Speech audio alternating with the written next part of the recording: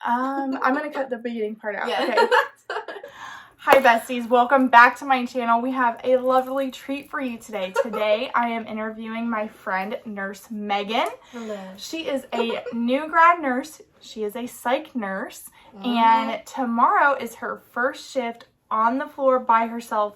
Yes. As an independent practicing nurse.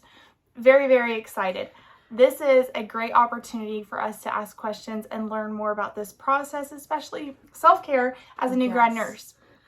And this video is great for nursing students as well, and to trying to decide exactly what kind of nursing that they want to do. I told you guys in yesterday's video what I do on a medicine unit, but we're gonna learn about all different kinds of nursing and fields of practice. So, all right, how's that sound, Meaghan? Cool. Yeah, all right. That sounds great.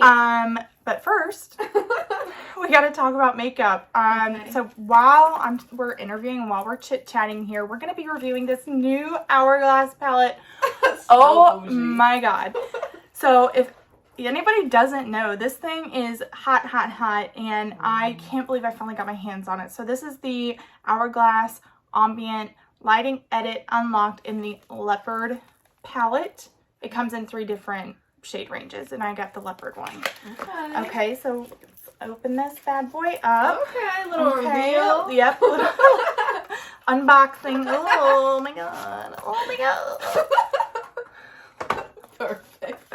Okay, so here we go. Let's open. Just hold on a second. Yeah. Just hold on a quick sec, everybody. This is in there. It's got a metal component, which is really pretty. I just took off the protectant film, and this is a palette that contains a finishing powder, blushes, and bronzer.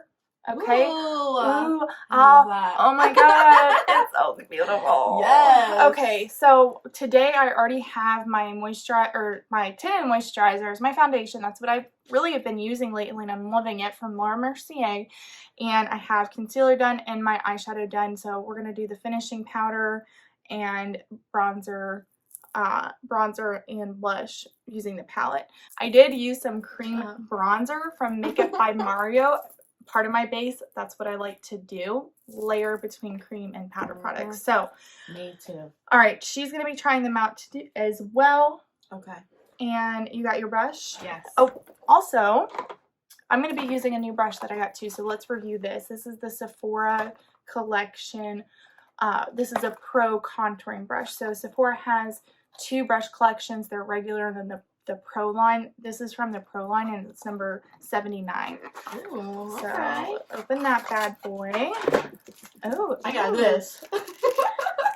Yeah, that was a Christmas present from literally 12 or 13 years ago. Oh, so perfect. but it's still nice. There's nothing wrong with it. No, this is really nice. Okay, so this is actually quite thin. Let's fluff that out a little bit. I think this will be great for this palette. Okay.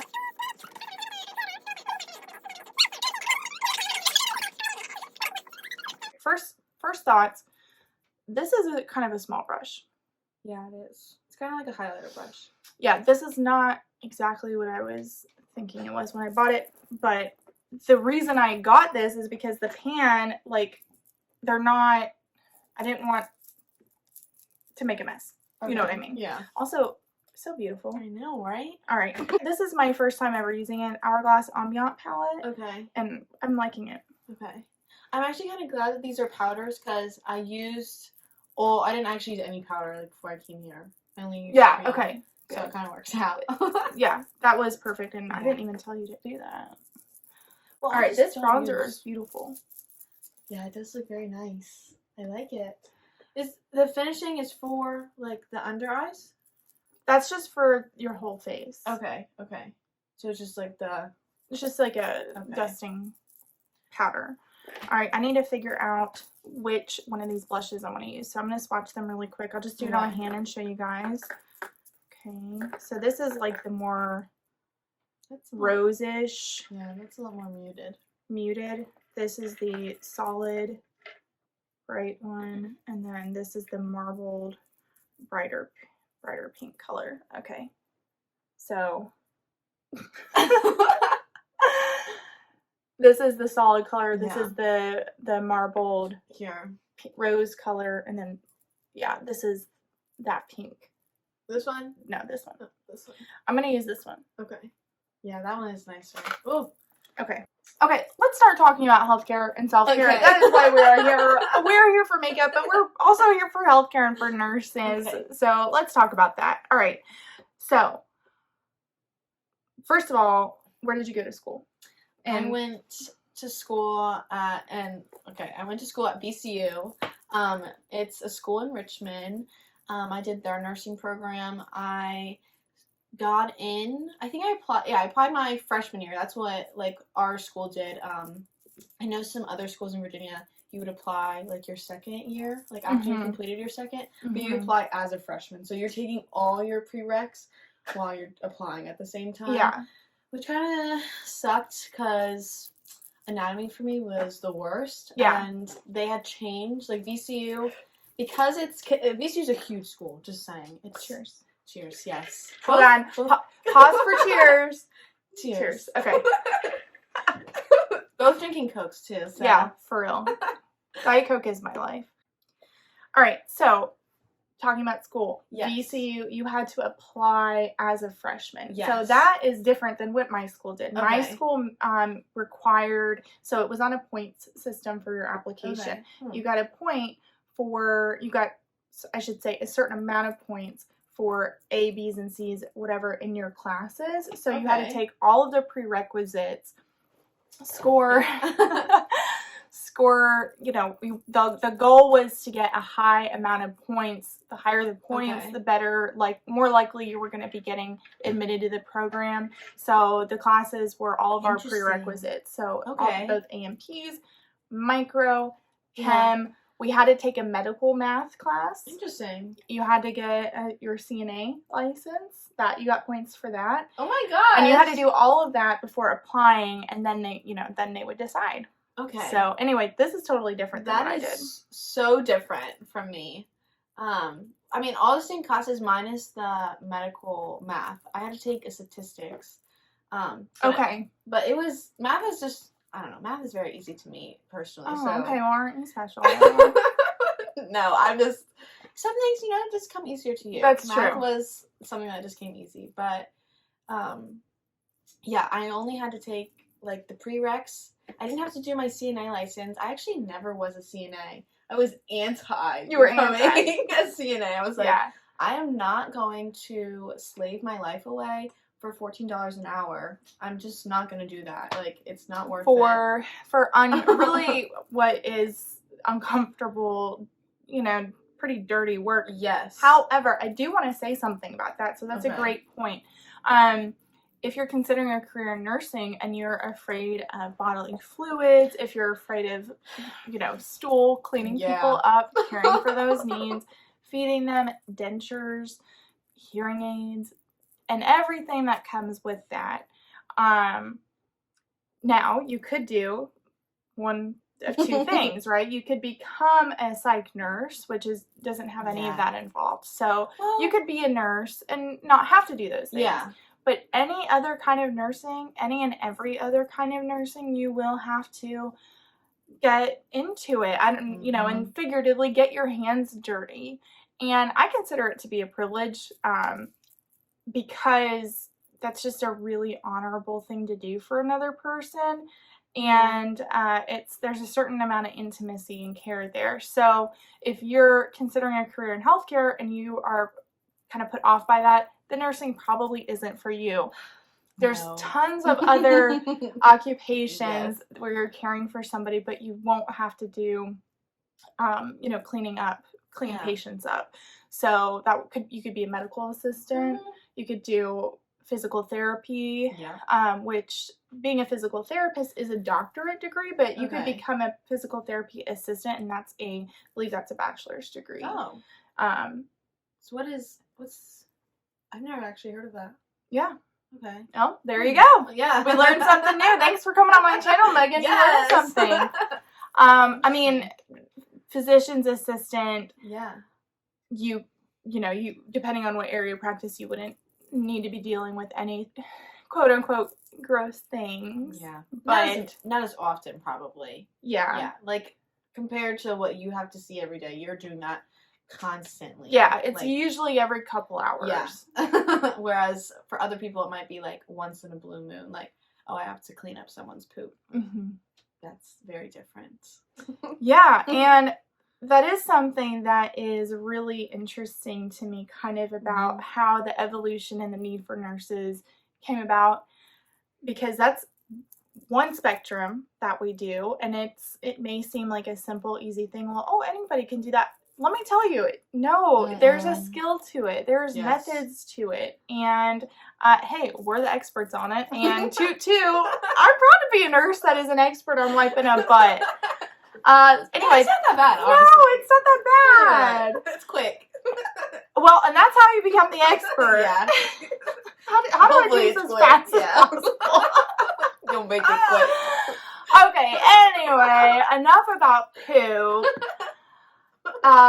So you got admitted, you were doing your prerequisites and all that good stuff, and then you knew I would say pretty early on that you wanted to do psych, right? Because you weren't a CNA, you weren't interested in that work. CNA stands for Certified Nurse's Assistant. Yes. By the way, there's plenty of other terms for it: PCT, Patient Care Technician, Care Partner, all those things all mean the same thing. Or nurse's aide, an aide, that means the same thing.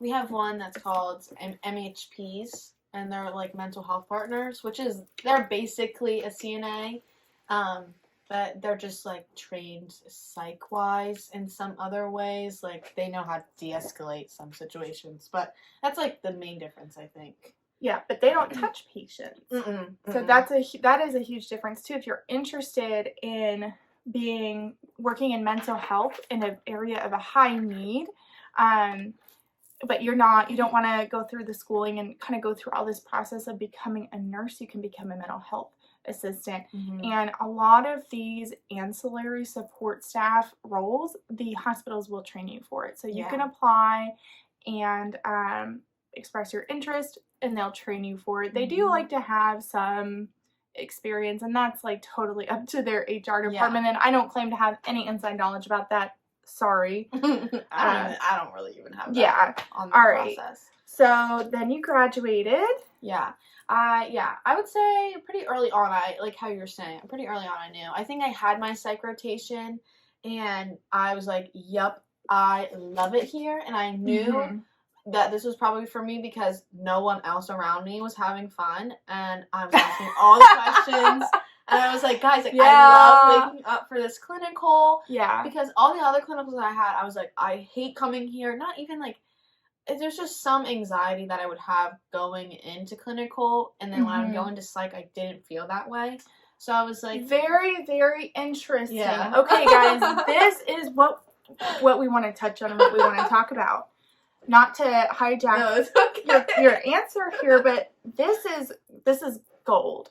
So you're talking about having anxiety before you go into the clinical environment, and that could be clinical environment as a student or as a professional. Now, I will tell you from what my experience has been that is why nurses are leaving, is because the anxiety pre-shift coming in and this unknown factor of what your day is going to be like is so severe. So Meaghan has somehow figured out how to overcome that, and oh my gosh, it's by picking the specialty that she likes. So that's great, really great to know. Well, not to say I don't have it. There are some days that I wake up and I'm like, oh my gosh, like because I'll get into it later, but like the floor I work on 2 different floors, and they're different acuities, and sometimes when I'm working on the higher acuity floor, I'll get really anxious because I'm like, I don't know what's gonna happen, or maybe I am walking in and I had a really bad shift the night before, and I know I'm walking into like a really horrible like assignment again, or just like maybe the shift before it was just long and it just wasn't for me. I will wake up and I'm like, oh my gosh, I can't go in. Like, I will feel so nauseous. My stomach starts hurting. I'll get like super hot and sweaty. Then I just have to talk myself down. I'm like, okay, you're fine. Fine. Yeah. So what are your methods for self-care then? This is exactly this scenario where I think every healthcare worker feels this at some point in their career. So what do you do to remedy that? I am a big reader. I love to read. I'm reading right now a series called The Naturals. It's like mystery, like crime kind of based, and I also am really into like Colleen Hoover. Basic, I know, but no. There's she's good for a reason. She's good for a reason. Also, there's no such thing as basic on this channel. I'm proud to be basic. I don't even care because we're doing the things that we enjoy. Whatever is something that sparks joy in you, there's no shame in that. Obviously, caveat, as long as it's not illegal. Okay. True. Whatever. But I'm proud to be basic because I'm happy. I'm happy. Yeah. That's a really good point. Yeah, because who cares what you do? So if Colleen Hoover makes you happy, yeah, exactly. Go for it. I enjoy her books, so I'm gonna keep reading her. Perfect. What else? What else do you do? I've been pretty good working out recently. My apartment that I live in has a gym like on the second floor, so I just like go down and I've started to like cycle a little bit again. I haven't cycled since I was in high school. I didn't even know that you ever did cycle. Yeah, I did it for like a year with my mom, and we both really liked it. We would like wake up at like, before I would even go to high school, and my high school started at 7 a.m. So we would go to the like 5 a.m. class together before she had work. Okay. It was, I mean, I loved it. Yeah. It was so hard, but. Did you do like stationary bike cycle? Yeah. I love like spin. Yes. I love spin class. Yes. That's another another basic exercise. But it's love so spin. Nice. It's so nice. Great. It's so nice. It's great. Yeah. And guess what? You know you worked out real well because afterwards you feel really great and maybe a little bit sore, but you feel your body good. Will thank you. Yeah. Awesome. Yeah, I like to do that. I am also, I don't know if this makes sense, but I like to clean only because I like to have a clean space. Same. I will clean when I'm feeling stressed because I'm like, okay, if I can see an organized, clean space, then that will decrease my stress and I will start feeling better about myself. Yeah, so this is another really excellent point. You know, in nursing, you do one of your domains of nursing is you are the you're the manager of the care environment is the term that it's called. And Florence Nightingale, you guys, if you haven't figured out that I love being a nurse, now you know. Florence Nightingale, when she first published her first like tenets of nursing and domains of nursing, this was on there. Recognize that cleanliness is essential for healing. Yes. So not just for a patient who needs to be in a clean environment for an infection prevention, but also it's a mental thing too. And you know, I know pretty much everybody's probably heard of Marie Kondo. I've never read her books, but doing, you know, condoing or whatever it's called. Do you know what it's called? No, I don't think I've heard of that. There's like a verb named after Marie Kondo for decluttering, getting rid of some of your stuff. Oh, KonMari, that's what it's called. Oh, KonMari. Anyway, there's this term, KonMari. Basically, you're cleaning up your environment to help clean up your mind as well and help heal your mind. Yes. So yeah, All this here is for that. Super great. So, we talked about our coping mechanisms, right? Which is super cliche term, but it's also, you know, coping mechanisms or self-care, whatever you want to call it, and how you get through that. But tell me what it's like in this process of being a new graduate nurse. Yeah. And having new things coming at you all the time. And how do you mentally in your mind work through that? It's been really different because school, I feel like, taught me a very different side of nursing. It taught me like the more med surge.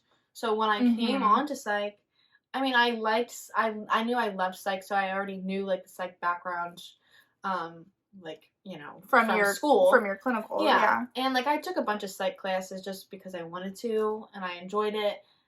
So I had some of that background, but when I came on, like right as I came on and like the day of my very first day, I remember having taken my NCLEX like days before because I was petrified that if I walked onto that unit without my license, that people wouldn't take me seriously, which is so silly because they that's don't definitely need not that. true. So another great point that you raised. I'm glad we talked about this. So yesterday we talked about how you can have, I can't remember. Maybe I thought that I talked about this, but you can have a degree in nursing and not be a registered nurse. Mm-hmm. So this is what she's talking about. You can come in as a new graduate, and some institutions will hire you conditional on getting that license. But you would always be working under the supervision of a registered nurse. All right, continue. Yeah. So they had hired me, but they give you terms. I think they would have given me like 2 months to take the NCLEX, like to get my license to practice. But I wanted to just get it over with because I was like, no, if I fail, I don't want anyone to know, but whatever. I walk in the first day, orientation is fine. I'm just taking a bunch of modules. And then my first week, like, of actually taking patients comes, and I'm just taking in all this information. And it's so overwhelming because you kind of go through the school and, like, you're at the top. Like, you're like, I'm a senior. I'm at the top of whatever group I was. And now I'm back on the bottom. So it's like, I feel like I was so on top of the world, and now I'm starting all the way on the bottom, which isn't true, but it's just a different chapter. But it's different in the way that I'm having a lot of outside, like, influence on me, and I'm having so many people putting information in me while I'm also having to retain and perform. It's just a lot. Yeah, and this is really where the true synthesis of knowledge comes in. You've just spent 4 years learning about all of the things. And I will say this is something that I tell students a lot when they come in. I spent the entire time I was in nursing school having no idea what it was I was supposed to be doing. Yeah. And then you start in your new job and you're kind of like, okay, I guess I'm sort of getting it, but I'm just going to fake it till I make it here. But that's how it is supposed to be. That's why you have each step of the way. Yeah. You do all of those things, and then once you become a new grad, go through your preceptorship and you're synthesizing all of that information into one vision and view for the care that you provide. And I do want to tell you about, I'm sure you learned about this in school, but there is the Brenner, sorry. I'm sorry. I love this lady either way if I'm pronouncing her name wrong. But anyway, it's the from novice to expert model. Okay. And it will take you, according to that model, which I have found to be true over and over again, it will take you 2 to 3 years before you develop a certain level of comfort where you are a competent nurse. I fully believe that, and I probably would say probably 3 or more. Just like I'm not even at a year, I'm not even at 6 months, but just based off of the nurses that I've seen, I'm like, I can tell that you are an experienced nurse versus, oh, you are at 2-3 years, you're at 7, you're at 15. You can tell just by looking at someone. Right. Honestly. And this is not to say that the new graduate nurses who are caring for you or a loved one are incompetent nurses. No. You come out, the NCLEX is a test to ensure that you have the basic skills that is needed to provide safe care to a patient. This is why we work with our experienced coworkers. This is why we have all these resources. We are but one member of a healthcare team. So not to worry about that when I say it takes a nurse 2 to 3 years to become a competent practicing nurse. What I mean by that is that this nurse is not going to need to ask for help as much. Yeah. It means that they're going to go through, they're going to have care plans and interventions like muscle memory. So they're going to be a little bit faster. They're going to have more ideas. They're going to be a little bit smoother in their practice. So anyway, that's a little side note about that. Yeah, they're the people that I go to when I have questions. Yeah. Yeah. Exactly. I think I had that, like, kind of, like, feeling, like how I said earlier, like why I wanted to take the NCLEX before. Mhm. And I didn't want to feel incompetent. I didn't want anyone thinking like, oh, she's a new grad, like she doesn't know what she's doing. Mhm. And sometimes during my like orientation, I did feel like that because like when you're on orientation, for me, at the halfway point, I was basically on my own personally. And I had my preceptor like following me, but like checking me. It wasn't so much, they didn't come with me to assessment, nothing. Like they were only there if I needed. Yeah, I'm precepting a new grad right now, and that's where we are in the process. You kind of have to, you kind of just got to dive right in and feel the pressure. Yeah, just take everything because that's the only way that you learn. And yeah, exactly. I'm so glad because I had one of the preceptors I had for a couple days. He was, I love him. He's actually an MP now. Oh, what's his name? Well, you can tell me later. Yeah. But he is great because he had like really gotten me like my confidence because I was really nervous coming on, obviously. And he was like, you can take 4 patients, and I had, my preceptor had only let me take 2 before, and like she was coming in with me, and he's like, you know it all, like you can do it, you can do it. And I did it, and it was fine. And like I knew that I had him to help me, and like in the like he's an MP, so I know that he has a background that I am comfortable asking him. But yeah, it was definitely different. I'm assuming he's a psychiatric mental health nurse practitioner. Yes. So there's different subspecialties of NP, which stands for nurse practitioner, but there is a subspecialty for psych specifically. Yeah. And a lot of my coworkers are doing that. Like a lot of my nurses are also either in school for NP or transferring from, I think that's why I got hired on. Oh, okay. Because so many people are leaving to go to school for that. Yeah, which is great because we need Would you do you want to take a quick pause to talk about, because I'm now finished with my full face. Okay. Do you want to talk about, first of all, do you want to talk about the palette? And then are there any products here that you would like to see? Would you like a quick little SPF? Yes. All right, close your eyes. Okay. It stinks. Oh. Yeah, that does stink a little. It's not a pleasant smell, but I like it anyway. Yeah. And I'm almost done with this bottle, so you can tell. Know what I would describe that smell as. I don't either. It just smells like chemical sunscreen. Yes. Ooh. Okay. All right. So let's wrap this up. Let's talk about the makeup. Okay. Meaghan, tell us your first thoughts. What is your review? What do you think about this Hourglass Ambient palette? I mean, it feels nice on, and it looks good on you. So I'm thinking, you use the blush. Yeah. Did you like the way that it applied? Yeah, it came on nice. Yeah. I think it had pretty good pigment. So I had like a little cream blush on before. Okay. But I feel like it came off a little bit before I like got in here. And you could definitely tell I put a little bit more on. So yeah, I like it. Well, I have to say, I just powdered, bronzed, highlighted, and used blusher from this palette, and I have to say, absolutely love it. Number 1. What do you guys think? Tell me in the comments. Yeah, it looks really nice. It's very smooth. Super smooth, very blendable, and great color payoff. Yeah. So I'm here for it. I love it. Yes. It's giving. Meaghan, it is giving. Meaghan, do you have any final thoughts for us today? I'd say just be kind to the people that you work with, because especially when you're in healthcare, because every profession and we're all going through it. We're all doing the same thing. We're all here for the same goal, and we're all going through it in one way or another. Right. No one is more important than anyone else. Yep. Absolutely. We're all a team. I heard you say like we're all in one.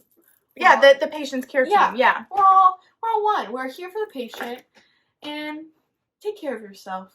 Yeah. Of course, because if you can't take care of yourself, you can't take care of the patients. No, that's absolutely right. And that's why we're here at Self-Care and Healthcare. That's my mission. Meaghan, I super look forward to having you on the show again, or on the channel. Yes. Sorry, I keep saying show. On my channall again, because I want to check in on you. So, I wanted to check in 6 months and see where you're at in your new grad journey. All right, that's it for today. Thank you so much, Meaghan. Thank you. All right, bye.